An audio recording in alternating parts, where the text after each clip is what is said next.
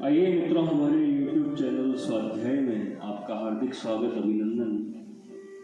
आज हम आपके लिए लेकर आए हैं भजन की आवश्यकता। इस शीर्षक पर प्रेरणादायक ज्ञानवर्धक ज्ञान चर्चा। अगर आपने हमारे चैनल को सब्सक्राइब और वीडियो को लाइक नहीं किया है तो आपसे निवेदन है, कृपया चैनल को सब्सक्राइब और वीडियो को लाइक अवश्य करें। जो सबसे बढ़कर प्रियतम हो, जो प्राणों का आधार हो, जो जीवन का एकमात्र अवलंबन हो, जिसकी स्मृति और मिलन की आशा ही जीवन में प्रतिपल चेतना प्रदान करती हो, उसे क्षण भर के लिए भी कैसे भुलाया जा सकता है। कोई कहे कि दिन रात में 2 घंटे भले ही उसे स्मरण कर लिया करो, शेष 22 घंटे घर के दूसरे आवश्यक कामों में खर्च किया करो, तो ऐसा करना उस प्रेमी के लिए कैसे संभव हो सकता है। उसे कितने ही घंटे कुछ भी काम क्यों न करना पड़े, वह करेगा अपने प्रियतम का स्मरण करते हुए ही। उसे वह क्षण भर के लिए भी अपने हृदय मंदिर से अलग नहीं कर सकता। हृदय में उसकी झांकी सदा खुली रहेगी। वह उसके दर्शन करता हुआ ही यंत्र की भांति शरीर से कार्य करता रहेगा। ऐसे अनन्य चेता, सतत और नित्य चिंतन में लगे रहने वाले प्रेमी को भगवान नित्य प्राप्त ही रहते हैं। वे उसकी अंतर्दृष्टि से कभी ओझल हो ही नहीं सकते।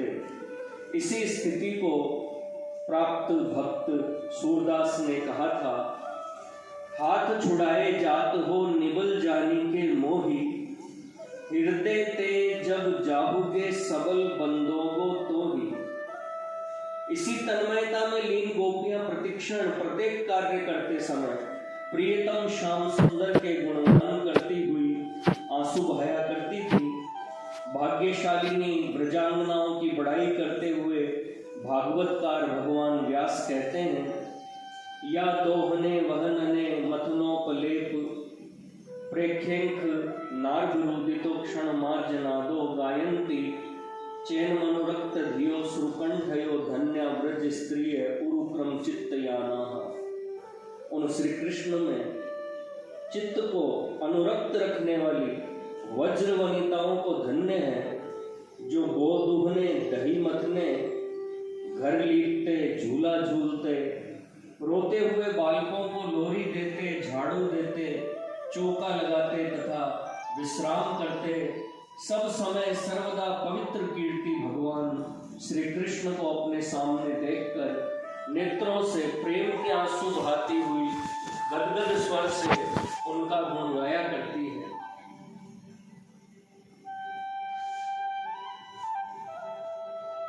भगवान को याद रखने का उपदेश घंटे 2 घंटे या अधिक नियमित काल के लिए नाम जप की आज्ञा, इतनी संख्या पूरी करने पर सिद्धि हो जाएगी, इस लोक से संख्या युक्त जप या संख्या की गणना से जप हो जाता है। यूं भूल रह जाना संभव है, इसलिए संख्या का अवधि बांधकर जप करना चाहिए। यह आदेश तो उन आरंभिक साधकों के लिए है जो भगवान के प्रेमी नहीं है। न करने की अपेक्षा ऐसा करना बहुत उत्तम है।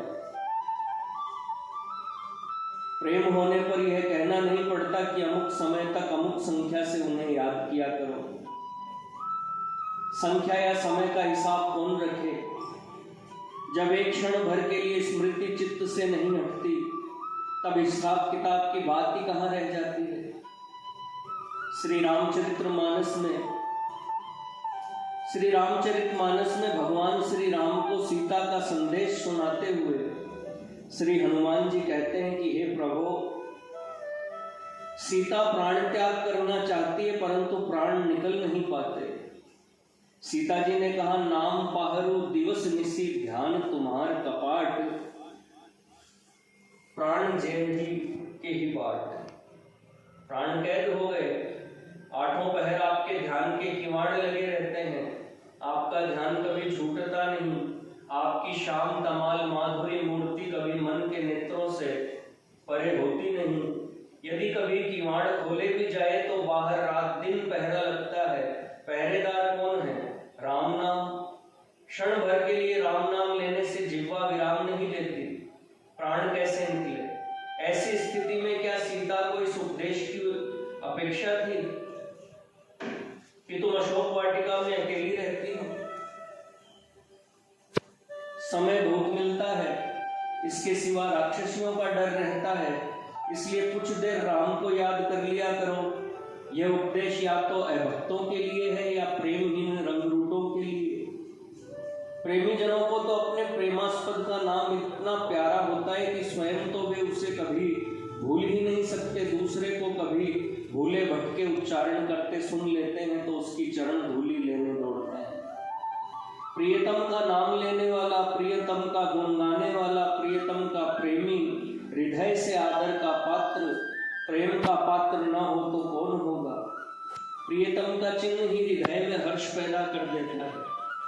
गोपियां शाम मेघों को देखकर श्री कृष्ण का स्मरण करती हुई मेघों का दीर्घ जीवन मनाती है। भरत जी श्री राम के पदचिन्ह और कुशशैया के तृणों को देखकर वहां की धूलि को और तृणों को सिर माथे पर चढ़ाने लगते हैं।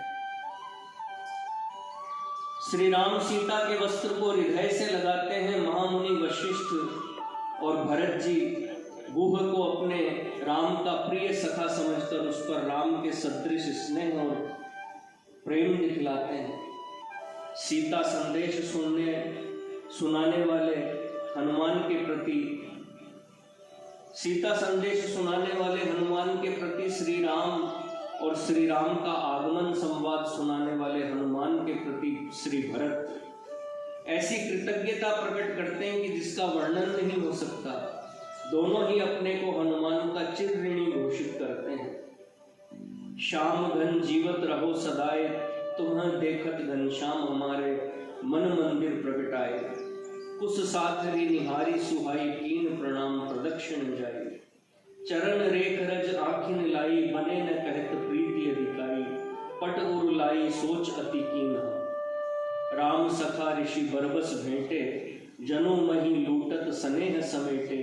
यही सम निपट नीच को नाही, बड़ वशिष्ठ सम को जग माही।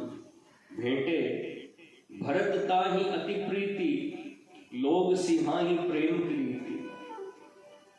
श्री राम के वचन सुनो कपि तो ही समान उपकारी, नहीं को सुर नर मुनि तनुधारी। प्रति उपकार करो का तोरा, सन्मुख होई न सकत मन मोरा। सुनु सुत तो ही उऋण में नाही, देखूं कर विचार मन माही। श्री भरत के वचन नाहिन उऋण तात में तो ही, अब प्रभु चरित सुनावहु मोहि। यह संदेश सरिस जग माही, करी विचार देखा कछु नाही। भगवान श्री कृष्ण का संदेश लेकर जब उद्धव जी ब्रज को पधारे तब श्री कृष्ण के से वेश में देखकर गोपियों ने उन्हें घेर लिया और यह जानकर कि यह भगवान श्री कृष्ण का संदेश लेकर आए हैं, गोपियों के हर्ष का पार न रहा।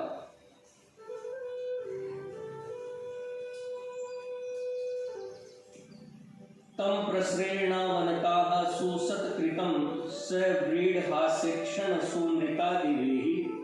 रहस्य पृच्छन्नोपविष्ट मासने, विज्ञाय संदेश हरम रमापते। और उन्होंने विनयावनत होकर प्रेम भरी लज्जापूर्ण दृष्टि से और मधुर वचनों से उनका सत्कार किया।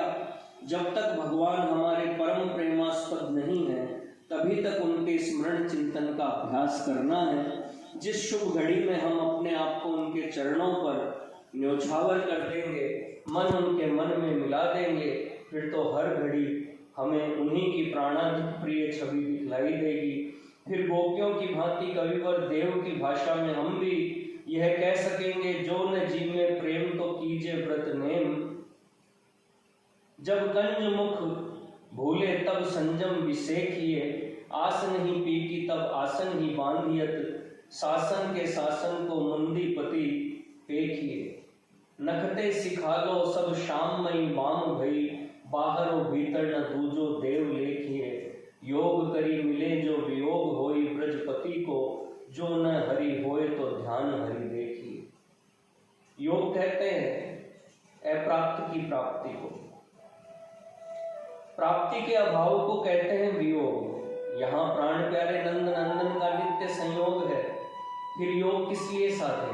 वियोग ही नहीं तब योग कैसा? परंतु यह शुभ स्थिति हर एक को नसीब नहीं होती। भगवान के प्रेम को प्राप्त करना सहज बात नहीं। प्रेम मुख की चीज नहीं। प्रेम की बातें बनाने वाले बहुत मिल सकते हैं।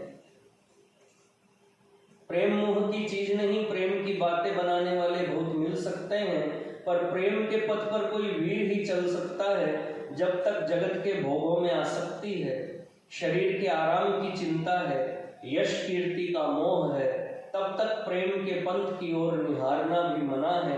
प्रेम के मार्ग पर वही वीर चल सकता है जिसने वैराग्य के दावानल में विषयासक्ति को सदा के लिए जला डाला हो। प्रेमिका मीरा कहती है, चुनरी के किए टूक ओढ़ लई लोई, मोती मूंगे उतार बनमाला कोई। प्रेम के पथ पर वही पग रख सकता है जो प्रेम मार्ग के कांटों को फूलों की शैया, प्रेमास्पद के किए हुए तिरस्कार को पुरस्कार, महान विपत्ति को सुख संपत्ति, अपमान को सम्मान और ऐश को यश समझता है। उसका पथ ही उल्टा होता है। वह कोई ऐसा घृणित कार्य नहीं करता जिससे उसका अपमान तिरस्कार हो या विपत्ति आवे। तथापि वह अपमान तिरस्कार और विपत्ति को प्रेमास्पद के मिलन का मार्ग समझकर उनका स्वागत करता है, उनसे चिपट रहता है। प्रेमपंथियों को प्रेमियों के निम्नलिखित शब्द याद रखने चाहिए। नारायण घाटी कठिन जहां प्रेम को धाम, विकल मूर्छा सिसिकिलो ये मग के विश्राम। शीश काटी के भूमि धरे ऊपर राखे पांव, इश्क चमन के बीच में ऐसा हो तो आओ। सिर काटो छेदो हिया टुक टुक करी देहू, ये पेया के बदले भी हंसी वाह वाह की ले।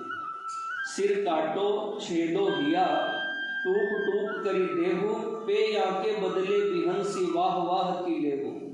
पिया चाहे प्रेम रस राखा चाहे मान, एक म्यान में दो खटक देखी सुनी न कान। प्रेम पंथ अति ही कठिन सब पे निभत नाही, चढ़ के मोम तुरंग पे चली वो पावक माही। नारायण प्रीतम निकट सोई पहुंचनहार, गेंद बनावे शीश को खेले बीच बाजार। ब्रह्मादि के भोग सब विष सम लागत ताही, नारायण ब्रज चंद्र की लगन लगी है जाही। ऐसे प्रेमी भक्त शीश उतार कर मरते नहीं, शीश उतारे फिरते हैं परंतु प्यारे के लिए जीवन रखते हैं। मर जाए तो प्यारे को दुख, इसलिए जीते हुए ही मर जाते हैं अथवा मरकर भी जीते हैं।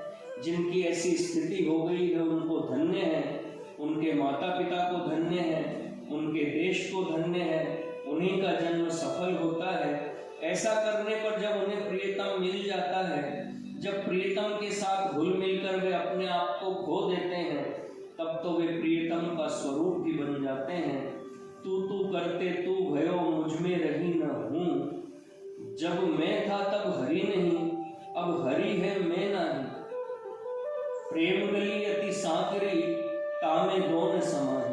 इस स्थिति को प्राप्त करना मनुष्य जीवन का ध्येय है। इसी के लिए भगवान ने गीता में आज्ञा दी है, अनित्यम सुखम लोकमिमं प्राप्य भजस्व माम। इस सुख रहित और अनित्य मनुष्य शरीर को पाकर तू निरंतर मेरा भजन कर। भजन से ही उपयुक्त स्थिति प्राप्त हो सकती है। जब तक प्रेम न हो तब तक श्रद्धा के साथ कुछ नियम बनाकर ही भगवान का भजन अवश्य करना चाहिए। भजन करते करते ज्यों-ज्यों अंतःकरण का मल नष्ट होगा, त्यों ही त्यों अंतःकरण शुद्ध होगा और भगवान के प्रति प्रेम बढ़ता रहेगा। परंतु यह अटल सिद्धांत सदा स्मरण रखना चाहिए कि बारी मथे बरु होई घृत, सिकताते बरु तेल, बिनु हरि भजन न भवत रही, यह सिद्धांत अपेल।